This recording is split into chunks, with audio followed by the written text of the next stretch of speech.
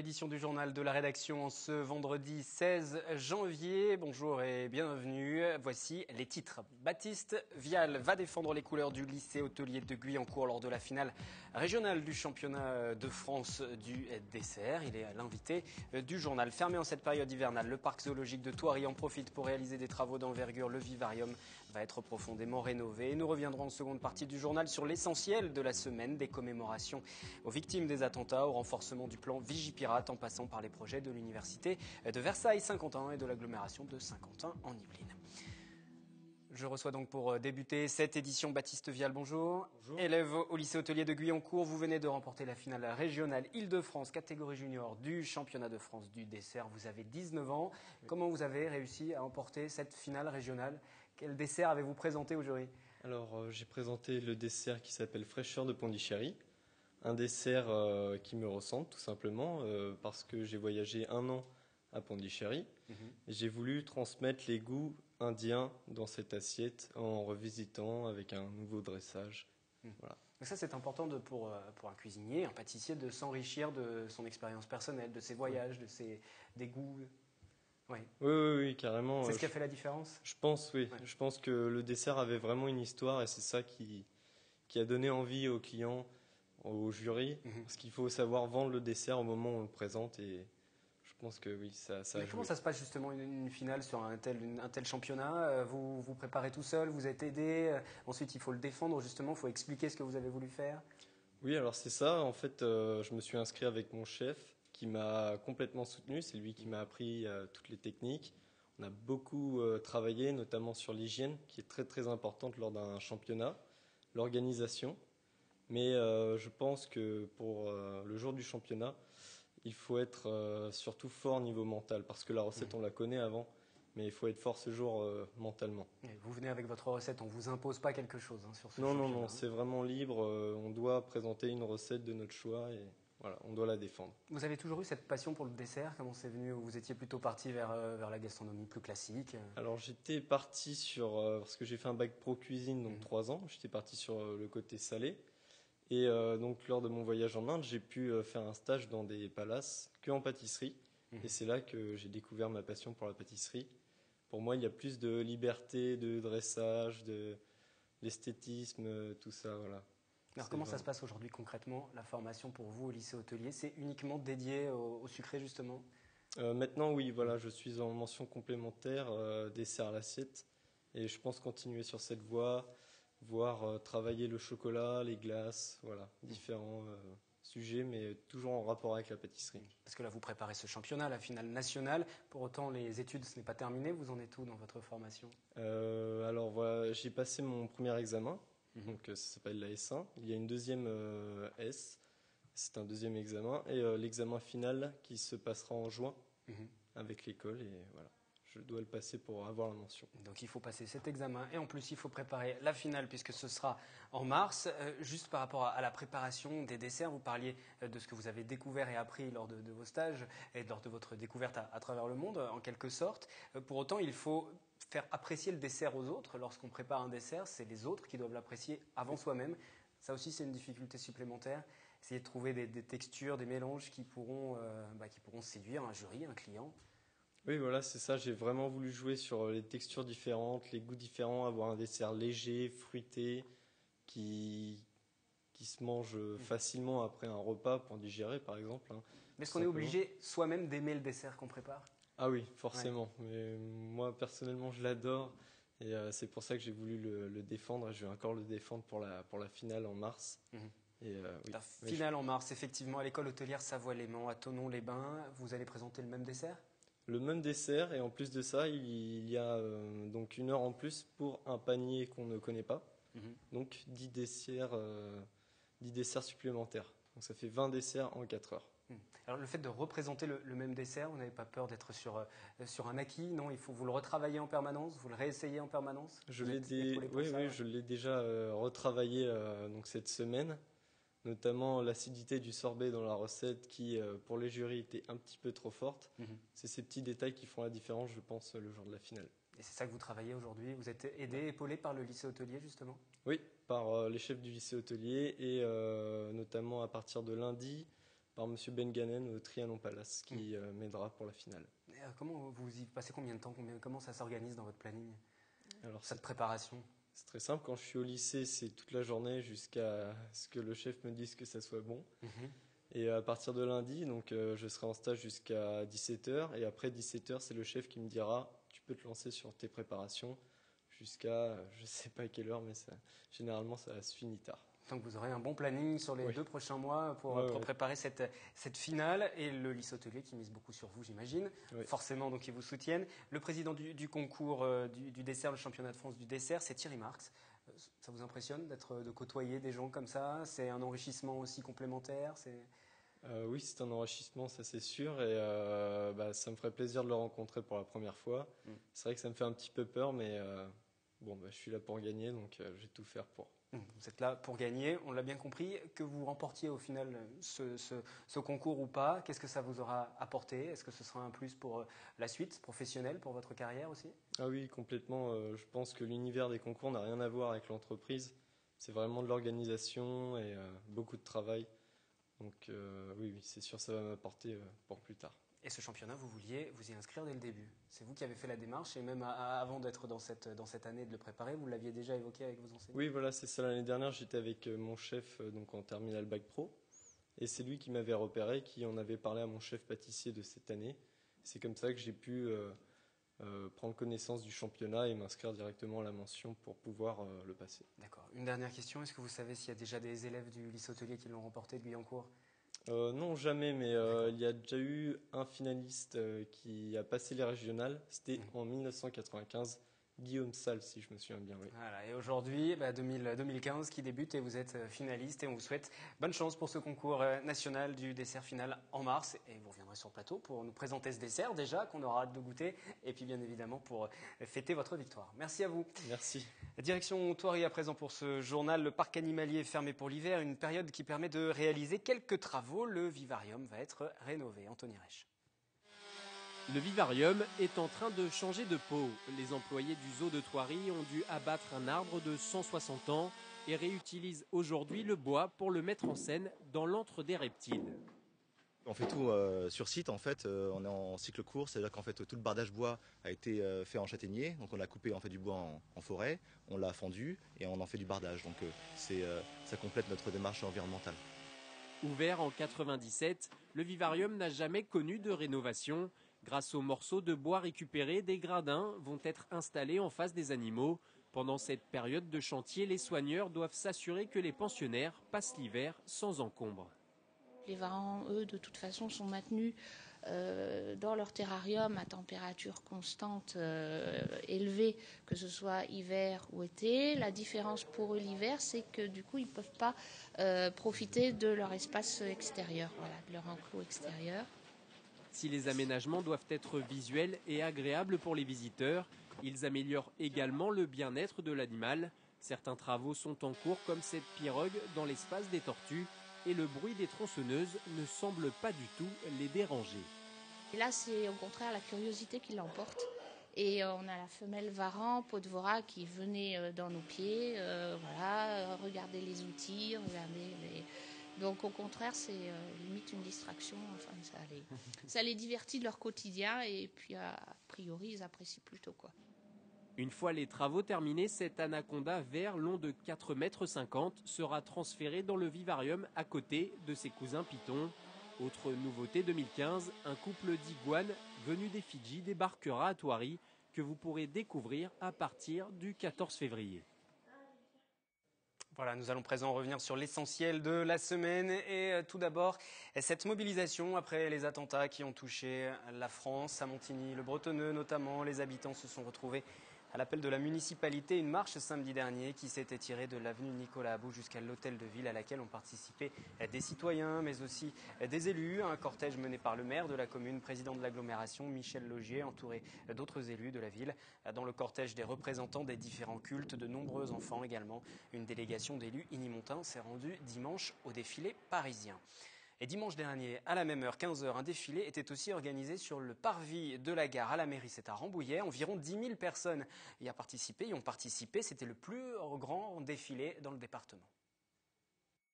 Une fois de plus, tous unis derrière une seule volonté, rendre hommage aux victimes et dire non à la barbarie, avec pour unité le drapeau bleu-blanc-rouge et Je suis Charlie. Un rassemblement d'élus et de citoyens. Je pense que le message bien sûr est très important. C'est l'avenir de notre pays quelque part qui se joue depuis quelques heures. Et bien écoutez, c'est aussi aux représentants de la République de porter ces messages. Ce que nous avons fait d'une façon très humble aujourd'hui à Rambouillet, mais avec aussi beaucoup de force. Oui, c'est de l'émotion, mais de l'émotion combattante. Et avec toute la force qui nous unit, on l'a vu aujourd'hui à Rambouillet, nous entrons en résistance pour que nos libertés soient sauvées. Je suis Abdelkader, j'en suis fier, mais ma République est fière aussi d'avoir Abdelkader à la tête d'une circonscription telle que celle de Rambouillet, chargée d'histoire, chargée de toute l'histoire de la France. C'est pas une réaction en particulier à Charlie Hebdo, ça aurait pu être Le Canard, ça aurait pu être n'importe quel autre journal. C'est la même chose, on tue la liberté d'expression. Charlie Hebdo était bien sûr réputé pour ses caricatures, les traits de crayon célèbres de Cabu, Charb et tant d'autres. Leur mort a éveillé chez certains rambolitains des envies de prendre le crayon. J'ai eu envie de, je sais pas, j'ai un copain dans le photoclub où je suis qui avait fait un croquis, puis je me suis dit, tiens, je me suis mis devant une feuille de papier, puis j'ai laissé faire le crayon, quoi. C'est tout, comme ça, c'était un moyen de, pour te rendre hommage, c'est un bien trop grand mot, mais j'ai eu envie de le faire, je l'ai fait. Dans cette marche républicaine se côtoyaient toutes les générations, et même les citoyens de demain. Une occasion pour certains parents de partager leurs valeurs. La semaine a été très difficile, avant tout pour nous, et aussi pour eux. Ça a été un choc pour toute la famille. On leur a transmis voilà, ce qu'on a ressenti nous, et on a été touchés droit au cœur. Voilà. On a pu leur transmettre ce en quoi on croit et ce en quoi on pense. 10 000 personnes ont défilé à Rambouillet, s'ajoutant ainsi aux près de 4 millions de Français qui se sont rassemblés un peu partout dans le pays, faisant de cette journée un événement historique. Et mercredi matin, il fallait se lever tôt si vous souhaitiez acquérir le nouveau numéro de Charlie Hebdo. L'hebdomadaire, initialement tiré à 3 millions d'exemplaires pour l'occasion, était en rupture de stock rapidement après sa mise en vente. Au vu de l'engouement du public, la décision d'augmenter le tirage à 5 millions a été prise. Écoutez le témoignage de ce libraire.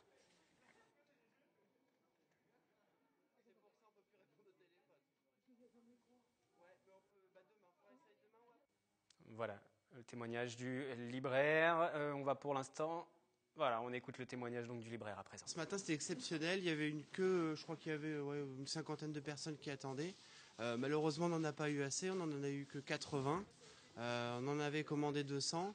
Mais je pense que demain, il y aura un réapprovisionnement assez massif, je pense. Ça fait 13 ans que je fais ce métier. C'est la première fois que je vois ça, un engouement comme ça pour un journal. On ne touche aucune commission sur la vente du journal.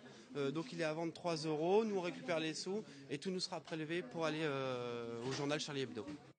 Et que pensez-vous de cet engouement autour de la mise en vente de ce numéro de Charlie Hebdo? Quelques réponses avec ce micro-trottoir. J'espère qu'elle ne sera pas uniquement qu'elle sera sur le long terme, voilà, mais je pense que c'est une réaction salutaire. Il faut que Charlie Hebdo continue pour moi. Il y a beaucoup de gens qui se disent être leurs amis alors qu'ils ne l'étaient pas avant. Après, c'est terrible ce qui s'est passé et il faut rester unis pour que ça n'arrive pas. Mais dire qu'on est leurs amis alors qu'on ne l'est pas, je trouve que ça enlève un peu le... C'est un peu hypocrite. Ouais. C'est une belle journée, voilà, que tout s'est défilé et qu'on espère que ça dure, voilà. Mais bon, c'est triste pour les familles. Je pense que c'est une très bonne chose, d'une part parce que c'est terrible ce qui s'est passé chez eux et puis que c'est important de leur montrer notre soutien par rapport à ça et aussi pour défendre les valeurs de la République. Est-ce que vous comptez acheter le nouveau numéro? J'essaye mais j'en trouve pas. Les anonymes comme les personnalités qui se sont mobilisées. Du côté des politiques, je vous propose d'écouter la réaction de Pierre Bédier, le président UMP du Conseil général des Yvelines. C'est au micro de Nicolas Kirillovitz pour Radio Sensation. Intégralité de cet entretien retrouvé sur l'antenne de nos confrères ce dimanche dans leur hebdo politique. Pierre Bédier, bonsoir. Bonsoir. Évidemment, avant de débuter cette émission, toutes nos pensées se tournent vers les victimes des événements tragiques qui ont eu lieu la semaine passée en France. Policiers, civils, journalistes, agents d'entretien, toute la rédaction de Radio Sensation se joint à moi pour manifester son soutien aux proches des victimes. Et tout le Conseil général des Yvelines. Et tout le Conseil général des Yvelines également. À ce propos, Pierre Bédier, vous avez été actif depuis les attentats qui ont touché le pays. Vous avez notamment demandé la gratuité des transports pour se rendre à la marche républicaine de dimanche dernier, une gratuité que vous avez obtenue. En tant qu'homme politique, vous devez montrer l'exemple, c'est important. Oui, bien sûr que c'est important, mais c'est pas tant en tant qu'homme politique qu'on s'exprime dans ces moments-là, c'est en tant que citoyen engagé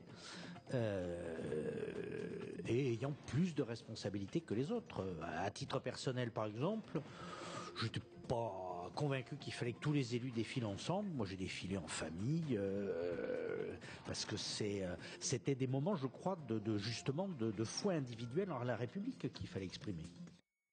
Au camp de Satory à présent, c'est à Versailles. Jean-Yves Le Drian, le ministre de la Défense, s'est rendu cette semaine, c'était jeudi matin, auprès des militaires déployés dans le cadre du plan Vigipirate. Depuis l'attaque meurtrière contre Charlie Hebdo le 7 janvier, le plan, vous le savez, a été relevé au niveau alerte attentat. 6000 militaires sont maintenant dispersés en Ile-de-France pour une durée de 3 semaines environ. Yolène Torres et Elodie Moine. 11h30 ce matin, le ministre de la Défense arrive sur le camp de Satory à Versailles. Jean-Yves Le Drian est venu accueillir les militaires envoyés en Ile-de-France pour participer au plan Vigipirate, alerte attentat. Habitué à activer la cellule le 14 juillet pour accueillir chaque année les centaines de soldats pour le défilé, c'est aussi ici à Satory qu'est assurée la grande partie de l'hébergement, de l'alimentation, de l'équipement et du transport des 6000 militaires déployés pour l'occasion en Ile-de-France.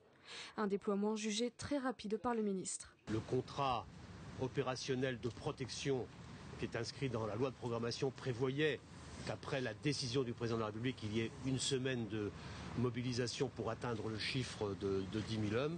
On l'a fait en 3 jours.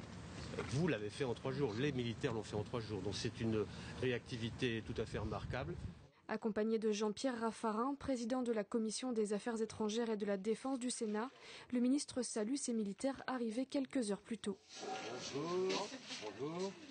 Ce matin, dans des salles réquisitionnées pour la distribution, les militaires s'équipaient encore. Gilets pare-balles, tenues, casques, gants, livrés au fur et à mesure. Ces militaires seront ensuite dispersés dans toute l'Île-de-France. Dès à présent, les sites sensibles sont protégés par les militaires, en bonne articulation avec les forces de police et les forces de gendarmerie pour assurer la sécurité de notre pays face aux menaces qui sont maintenues. Au total, sur l'ensemble du territoire national, 10 500 militaires sont déployés. La visite aura duré un peu plus d'1 heure. Elle se termine par l'hymne national.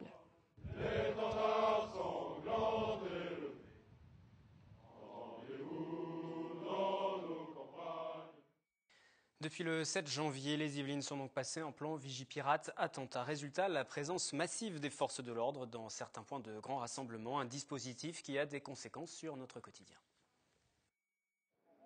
Chaque jour, ils sont plusieurs centaines à patrouiller sur le département. Depuis le déclenchement du plan Vigipirate au niveau attentat, les forces de l'ordre se sont déployées en masse sur les sites dits sensibles. Une présence quotidienne qui soulage.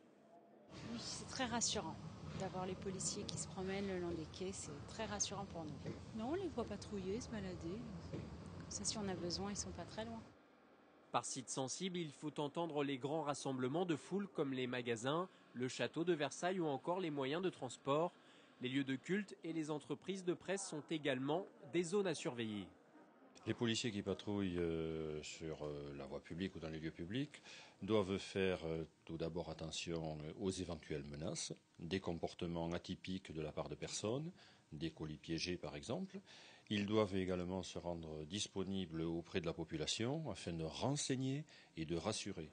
L'élément qui consiste à devoir rassurer la population est très important car il faut éviter les psychoses et les peurs inutiles et irraisonnées. Chaque matin, l'ensemble des services de sécurité publique du département se réunit autour du préfet pour faire un bilan au jour le jour des actions en place. Une situation exceptionnelle qui a eu des conséquences sur la vie quotidienne des forces de l'ordre. Nous avons par exemple supprimé un certain nombre de congés, nous avons supprimé les modules de formation et d'entraînement, de même que l'ensemble des personnels qui pouvaient être affectés à des tâches de support technique ont été basculés sur la voie publique pour maximiser le potentiel de travail auprès de nos concitoyens. Depuis le déclenchement du niveau attentat, les faits de délinquance sont en baisse sur les Yvelines.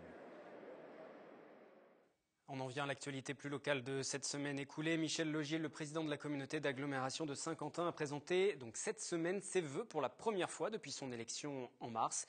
Et quelles sont les grandes orientations à retenir? Réponse avec ce sujet. J'aurais préféré être président il y a 10 ans, une période dorée où tout pouvait être envisagé. Une phrase prononcée par Michel Laugier, le président de la communauté d'agglomération de Saint-Quentin-en-Yvelines à l'occasion des vœux, car l'heure est aux économies. Aujourd'hui, par exemple, entre l'année 2014 et 2015, je dois trouver 6 millions d'économies. Vous voyez bien que les dotations qui fondent comme neige au soleil pèsent énormément sur notre budget. Ce n'est pas que le cas de la communauté d'agglo, c'est aussi le cas dans toutes les communes. C'est pour ça que j'ai aussi parlé du pacte financier qui maintient quand même certaines garanties financières entre la communauté d'agglomération et les communes. Mais c'est vrai que le maître mot aujourd'hui, il faut faire des économies. On n'a plus les moyens que nous avions avant. Dans la communauté d'agglomération, il y a déjà du changement, il y a déjà une autre gestion, il y a déjà une autre organisation administrative aussi, et il y a déjà des directives très précises qui sont données. 3 audits sont en cours, les résultats seront connus d'ici la fin avril. Il y a certainement des mutualisations à faire à certains endroits, il y a certainement des améliorations dans la période où de toute façon, ça a été dit, c'est dit par tout le monde, les ressources sont pour les collectivités territoriales en baisse. Mais en même temps, pour nous, il y a aussi des secteurs qui sont extrêmement importants, essentiels. Ça serait une erreur, par exemple, de toucher sur le secteur culturel, sur le secteur associatif, qui aujourd'hui crée du lien social, crée du vivre ensemble et qui crée de l'emploi. Outre ces économies à réaliser, des rendez-vous d'envergure attendent l'agglomération, des rendez-vous sportifs comme les championnats du monde de cyclisme en février prochain et d'autres plus politiques comme la refonte du périmètre de l'agglomération qui évoluera au 1er janvier 2016.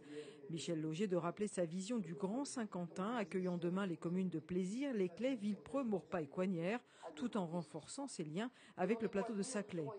Je n'ai qu'une seule ambition, qu'un seul objectif, faire de Saint-Quentin-en-Yvelines un des symboles de l'excellence à la française, a conclu le président de l'agglomération. Que réserve à présent 2015 à l'université de Versailles-Saint-Quentin en Yvelines? Son président a livré quelques indices ce jeudi lors de sa cérémonie de vœux. Catherine Zulato. Des grilles fermées, une chaîne et un filtrage à l'entrée, seuls les membres du conseil d'administration sont autorisés à entrer au siège de l'université de Versailles-Saint-Quentin. Des mesures prises pour éviter les débordements du mois de décembre où des étudiants s'étaient invités au conseil d'administration pour témoigner de leurs craintes. Des craintes à propos du budget 2015 toujours d'actualité. Le gouvernement a mis la priorité jeunesse complètement de côté. Du coup, il fallait taper du poing sur la table. Cette fois-ci, ce que je veux leur dire, c'est, en gros, soyez avec nous. N'acceptez pas l'austérité dans les budgets. Soyez avec nous. Revendiquez vous aussi le fait que l'État redonne de l'argent, plus d'argent chaque année, pour pouvoir pallier aux dépenses obligatoires et qu'on arrête de couper dans les formations. Que les étudiants arrêtent de payer les pots cassés, quoi. L'UNEF n'a pas prévu aujourd'hui d'envahir la réunion. Le vote est symbolique, le budget de l'université est sous tutelle du rectorat. Un plan d'économie a été mis en place, des filières ont été fermées comme la licence TAPS à Versailles. Des économies lourdes de conséquences selon le syndicat CGT. Nous avons des personnels qui sont partis de leur plein gré, vu l'état de l'université et le budget qui est effectivement insuffisant. Nos revendications sont de bien sûr demander au ministère plus d'argent pour que nous puissions fonctionner simplement correctement. Il faut savoir qu'actuellement, l'année dernière, nous avons fonctionné avec 25% de budget pour les labos et actuellement, il a été voté et décidé par la direction un budget à 50% pour les labos. Du côté des enseignants, on ne comprend pas bien ces réductions jugées facultatives. Avec ce budget, ils s'attendent à une situation légèrement meilleure qu'en 2014, mais sans grande satisfaction. L'année 2015 va être une année difficile encore pour les personnels et pour faire fonctionner et tourner nos formations, c'est incontestable. Tout ce qu'on peut espérer, c'est que le ministère en prenne à un moment ou à un autre vraiment conscience, qu'à l'UVSQ comme ailleurs, nous sommes dans une sous-dotation qui est chronique maintenant et qui n'est pas tenable sur le long terme. Si nous avons des budgets compressés, des budgets réduits, ce n'est pas parce qu'il faut faire plus d'économies dans l'absolu, c'est parce que le gouvernement fait le choix de donner 6,5 milliards en crédit impôt recherche sur des dispositifs dont tout le monde sait, enfin en tout cas beaucoup le disent, qui sont plutôt relativement inefficaces. Donc c'est ça la vraie clé, je dirais. Après, ça n'enlève rien au fait que dans chaque établissement, il y a des choix à faire, des choix politiques, de gestion. Il n'y a aucun problème avec ça. Le conseil d'administration a duré plusieurs heures. Dans l'après-midi, le budget a été voté. Résultat, 17 pour, 8 contre et une abstention. C'est la fin de ce journal. Rendez-vous dès lundi aux mêmes horaires pour un nouveau point complet sur l'actualité locale. D'ici là, très bon week-end.